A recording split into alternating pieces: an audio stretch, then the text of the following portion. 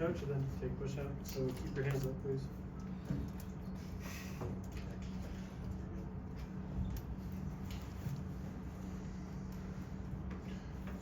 So, good thing with basketball is that after a tough loss, a bad one, you don't have to wait too long, get your next game, and the next one here's not going to be an easy one, but at least we get to play it pretty quick again. So,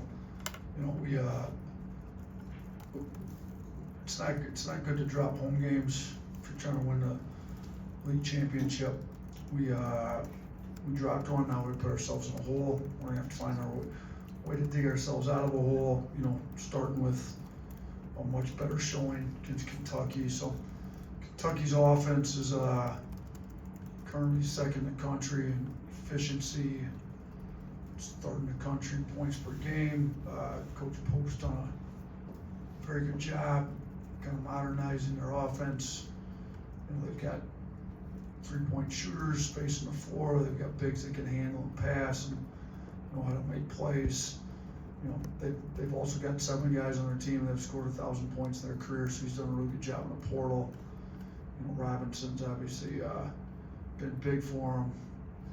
I'm not sure if I pronounced it right, but Away has been kind of Mr. Consistency. He's just always in double figures, but Brea and Robinson are super explosive. Butler, we seen him before when he was at San Diego State in the Sweet 16 game 2 years ago. So they're good. I mean, they've got a lot of good players, and we're gonna have to play well. And it's on the road. I mean, I'm sure Rupp's gonna be ready for it. So I thought we had a really good practice yesterday, but today was solid. We didn't overdo it the day before a game, especially with a noon tip, which is 11 a.m. our time here in Alabama. So it's gonna be an early tip. We're gonna have to get to Kentucky, get locked in, get up, make sure our guys are ready to roll tomorrow morning. Start with Charlie. Because do you have an update on Dayon Reed? Yeah, he's recovering. He didn't go full 5-on-5 today, so he's questionable for tomorrow. We'll see if he's not able to go tomorrow. Hopefully next week. He's just, I from everything Clark's telling me, he's coming along. I just don't know how quickly, if it'll be tomorrow yet or not. Kate. You had talked on Tuesday about sleepwalking a little bit. Do you feel like as a coach it can be good maybe to have a wake-up call early in an SEC player, or would you kind of hope with a more veteran team that you don't need one?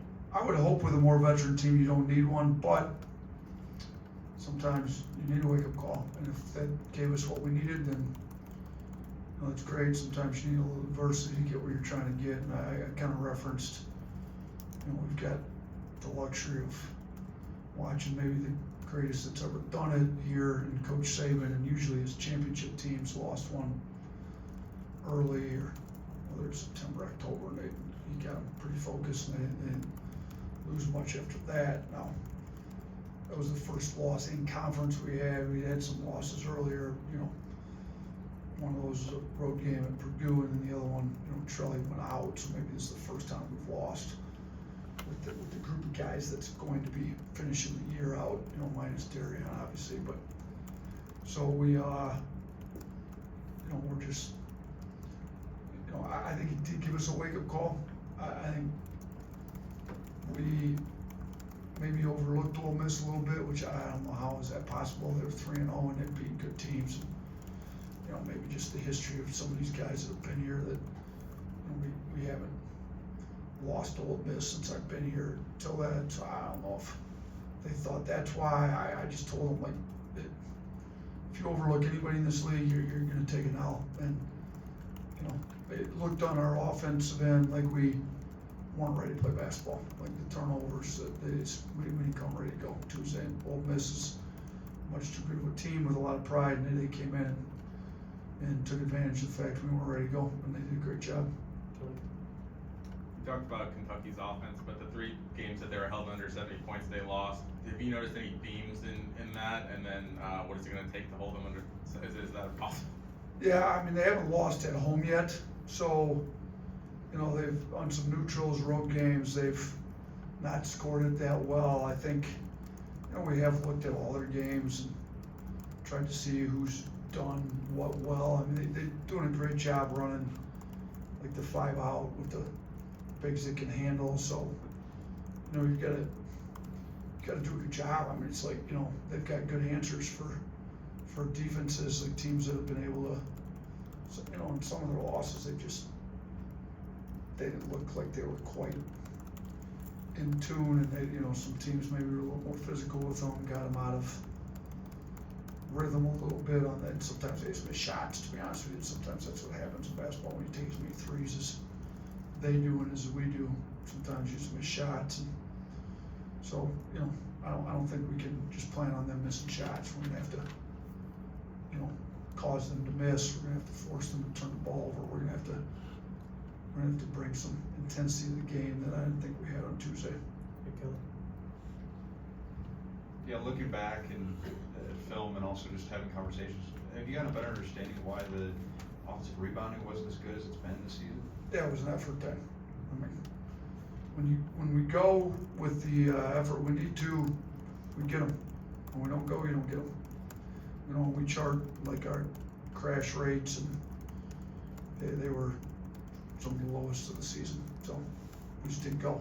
Now, part of it was Ole Miss made a point to keep us off, and they did a good job. But they've also given up a fair amount of offensive rebounds in some other games before us, and you know, for whatever reason we didn't go hard enough and get them. And then 21 turnovers, you don't have as many shots to get. Now we had enough to where we should have gotten more than 3. I mean, I think the stats has for 4, but you can't count Jarrett when he missed a dunk, and they gave him no board and a turnover after the missed dunk. So I mean, we had 3 offensive boards, one game after having 24.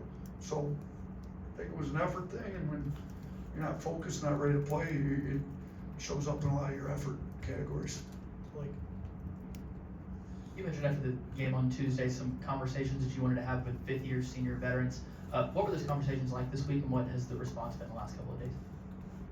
I think they owned it. They didn't have the team ready to go. They know that they can't do it again. They're great kids, you know.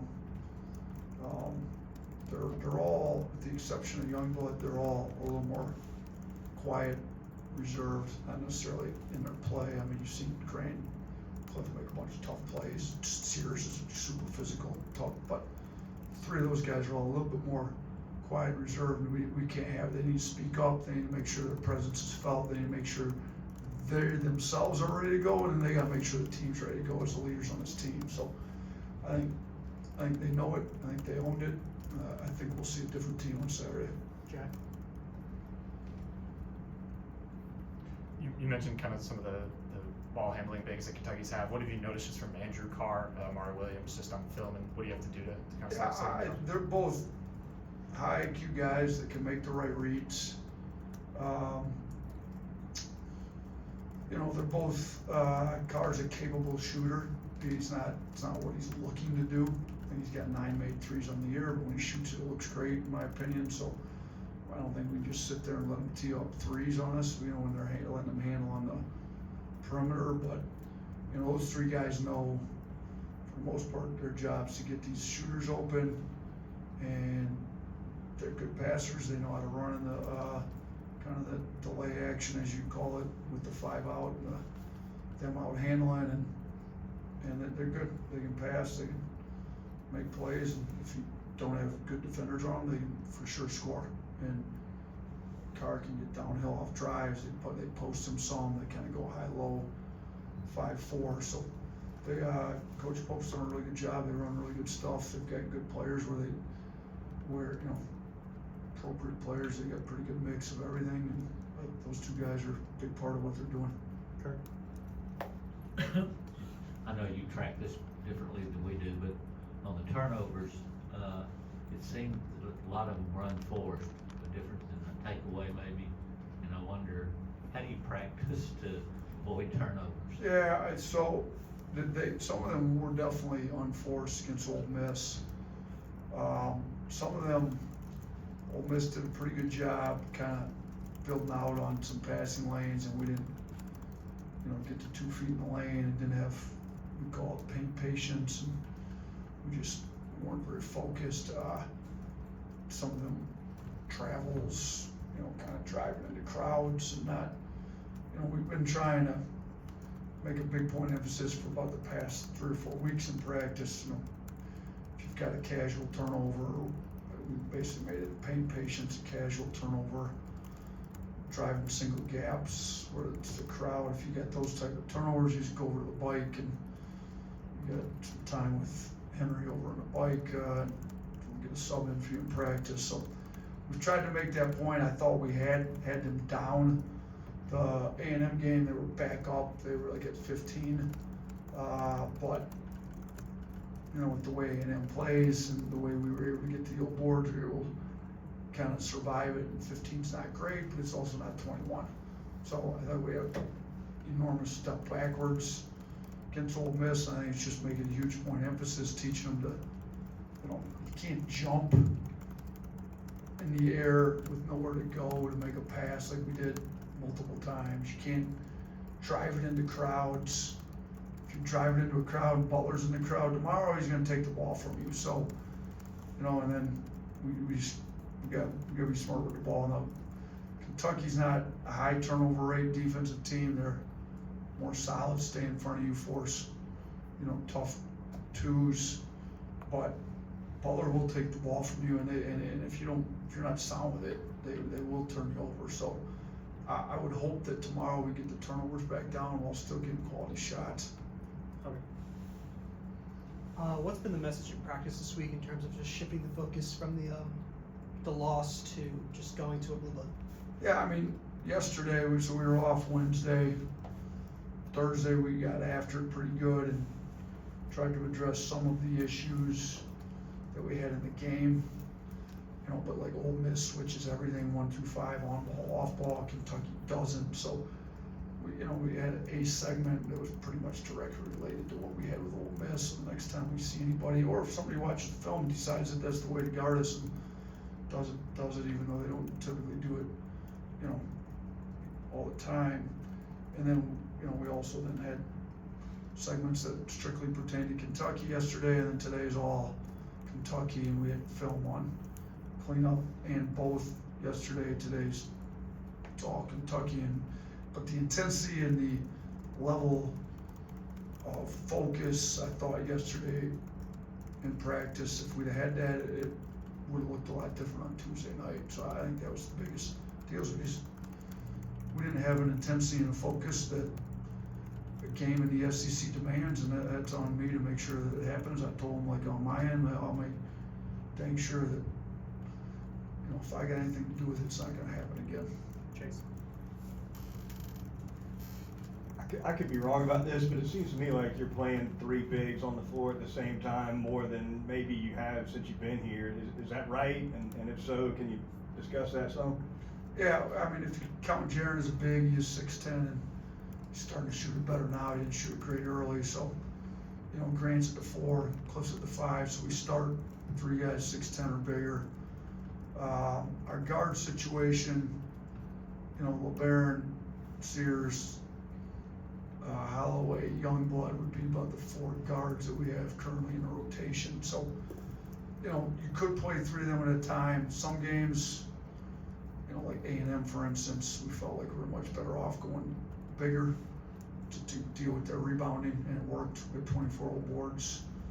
Against Ole Miss, I thought we could have played more guards together. Actually, we did. You look at how many minutes Sears, Youngblood, and Holloway had. They were all heavy minutes, and Fallon still played a decent amount of minutes, so we played three guards more against Ole Miss, but then we had 3 offensive rebounds. So, the offensive rebounding's been saving our offense without Portland. We've been shooting it. If those guards aren't shooting it better, right now LeBaron's 26% on the year from 3. So hopefully Youngblood gets back to shooting it like he has in his career, 40+%. I think Sears showing how good of a shooter he can be, particularly last year's, in the 40s. Holloway's as good a shooter as both those guys. So, And I think LeBaron's been shooting it better in practice. I think he's realized what type of work he's got to put in to be a good shooter at this level. But, you know, we haven't been able to get enough good threes, and, you know, so the offensive rebound has been a big part of our offense. So when I get as much off, those guys don't go to class like Jaron, Darion, Diabate, Grant, Cliff, Aiden Sherrill. So with offensive rebounding being as big a part of our offense as it's been, you know, it made a little bit more sense to go a little bit bigger. And I think LeBaron and Youngblood are both more than capable offensive rebounders. So is Sears when he's in there with Holloway, and Holloway's getting back on defense, but they gotta go. Like, if they would go more and we could get more offensive rebounds, it'd make more sense to play them. Right now, they're not going as much as we are asking them to or need them to. So that's gone into it a little bit too. Anyone else?